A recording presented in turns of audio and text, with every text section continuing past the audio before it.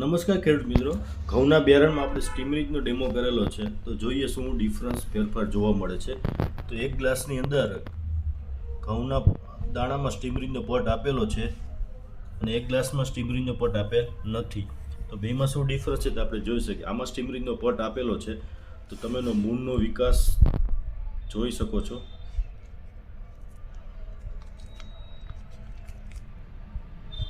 તંતુમૂળનો જબરજસ્ત વિકાસ તમને જોવા મળે છે અને હાઇટમાં બંનેમાં જે સ્ટીમરીજનો પટ આપેલ છે જેમાં હાઇટ છે જ વધારે દેખાય છે અને ઉગાવવામાં પણ ડિફરન્સ એમાં દેખાય છે. અને સ્ટીમરીજનો પટ આપેલ નથી તેનો મૂળનો વિકાસ એટલો બધો જોવા મળતો નથી.